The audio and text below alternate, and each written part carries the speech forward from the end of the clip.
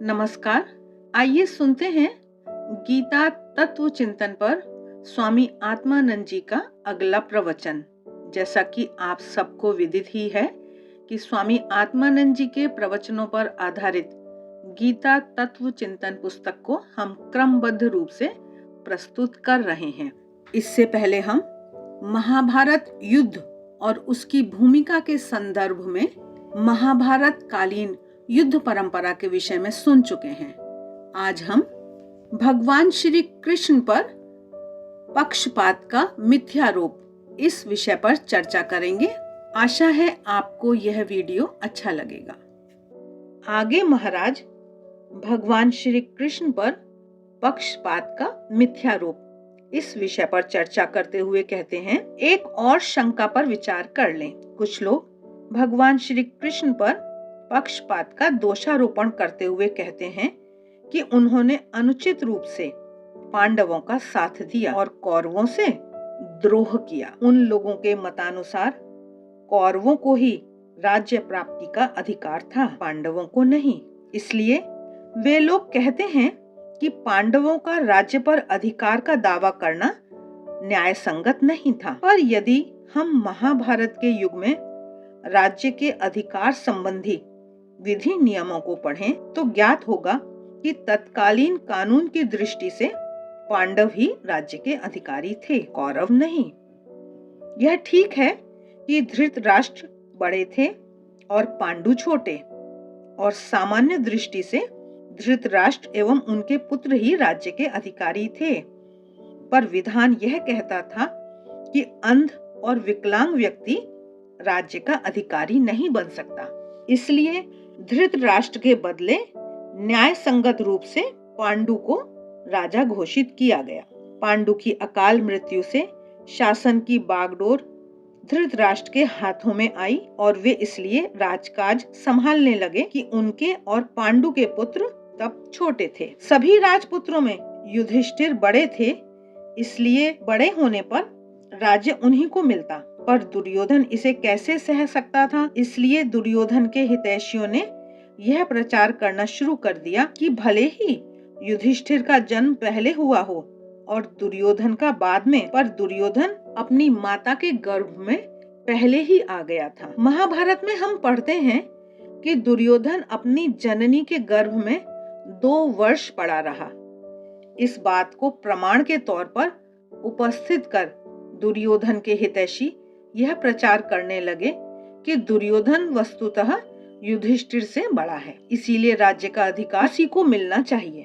अंत में राज सभासदों ने यह निर्णय लिया कि इस विवाद को मिटाने के लिए कौरव और पांडव दोनों में राज्य को बराबर बराबर बांट दिया जाए। युधिष्ठिर धर्मात्मा थे, उन्होंने इस प्रस्ताव को सहर्ष स्वीकार कर लिया। इस प्रकार युधिष्ठिर और दुर्योधन आधे आधे राज्य के भागीदार बने।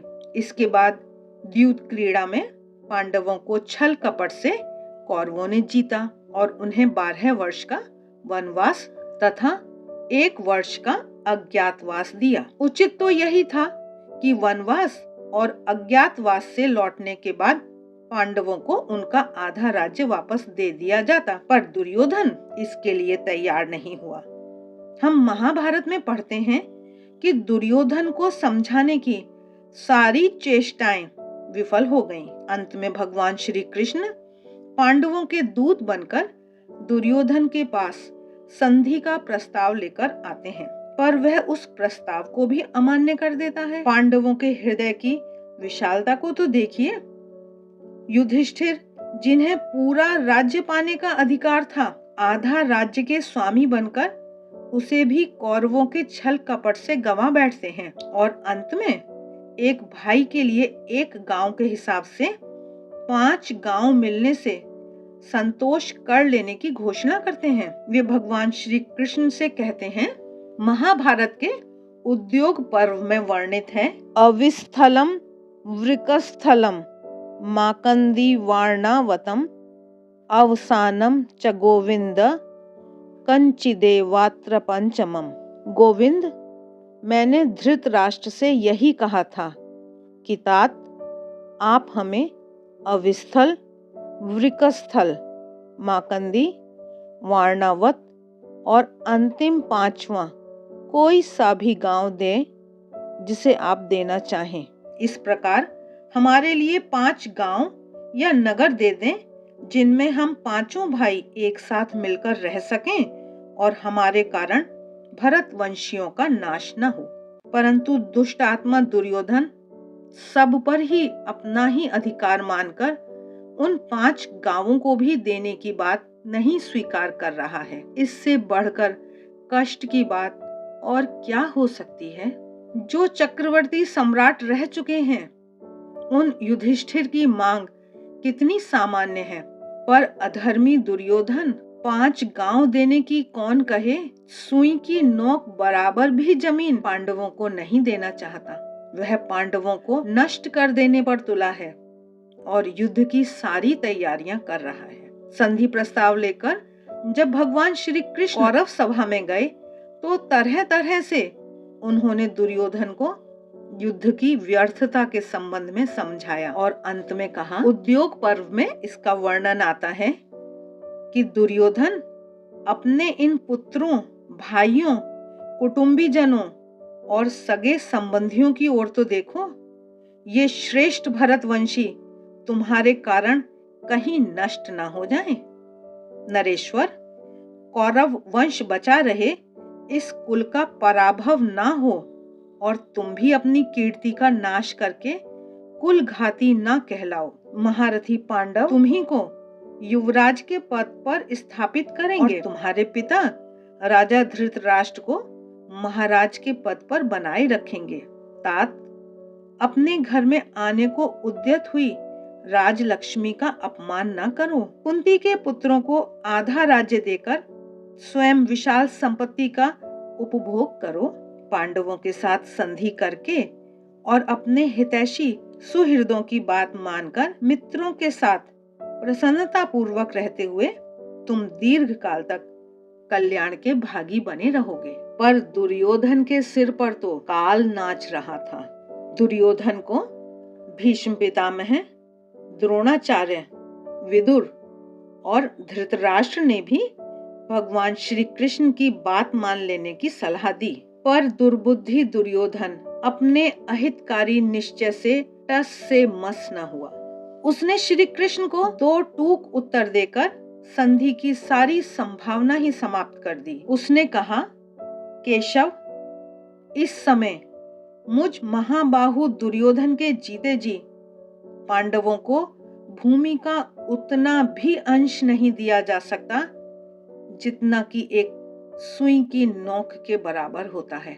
दुर्योधन अधर्म, अन्याय का प्रतीक है और युधिष्ठिर धर्म, न्याय के। महाभारत का युद्ध कौरवों और पांडवों के बीच तो होता है, पर वह असल में अन्याय और न्याय का युद्ध है। जिस किसी प्रकार हम विवेचन करें, हम देखेंगे कि पांडवों ने सदैव न्याय का ही पक्ष लिया। कौरवों में पांडवों के प्रति सतत विद्वेष की अग्नि प्रज्वलित होती रहती थी। दुर्योधन ने पांडवों को लांछित और अपमानित करने में कोई कोर कसर न रखी। पहली बार द्यूत क्रीड़ा में जब युधिष्ठिर सब कुछ गवा बैठते हैं, उस समय पांडवों के प्रति दुर्योधन के बर्ताव का ख्याल करें। द्रौपदी आखिर कुरुवंशियों की ही बहू थी और उसका भरी सभा में किस प्रकार अपमान किया गया वह सभी जानते हैं। आज का समाज अधर्म और अन्याय से कितना भी ग्रस्त क्यों ना हो, पर सार्वजनिक रूप से किसी नारी का यदि उस प्रकार अपमान किया जाए तो वह चुप नहीं बैठेगा। पर दुर्योधन की राजसभा को देखिए, एक से एक धुरंधर धर्मवेत्तागण वहां बैठे हैं। द्रौपदी अपनी लज्जा को किसी प्रकार बचाते हुए करुण स्वर से धर्म की दुहाई देकर सभासदों से न्याय मांगती है और पूछती है कि उसका इस प्रकार अपमान किया जाना क्या धर्म संगत है। और ये धर्म के ज्ञाता भीष्म पितामह, आचार्य द्रोण और कृप, पिता तुल्य धृतराष्ट्र सबके सब सिर गढ़ा लेते हैं, मौन रहते हैं। द्रौपदी के प्रश्न का उत्तर नहीं देते। यही अधर्म की पराकाष्ठा है।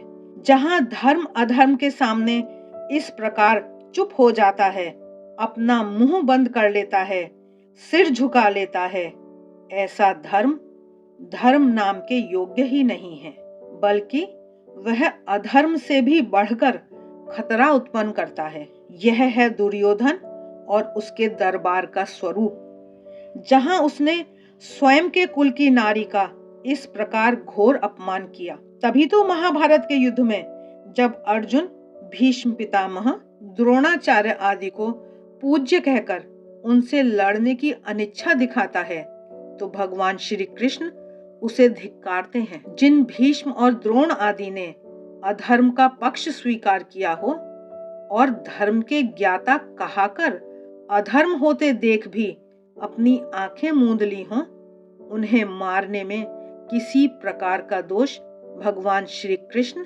नहीं देखते। उन्हें छल कपट से मारना भी न्याय है। ऐसे लोग अधर्मियों की अपेक्षा भी अधिक खतरनाक हैं। आशा है यहाँ तक का विवरण आपको अच्छा लगा होगा। आगे आने वाले समय में महाराज भगवान श्री कृष्ण के इस दृष्टिकोण पर कि धर्म भी आक्रामक बने, अपने विचार प्रस्तुत करेंगे। तो मिलते हैं फिर किसी और वीडियो में। तब तक देखते रहिए देवाक्षर। आप सभी का बहुत बहुत धन्यवाद।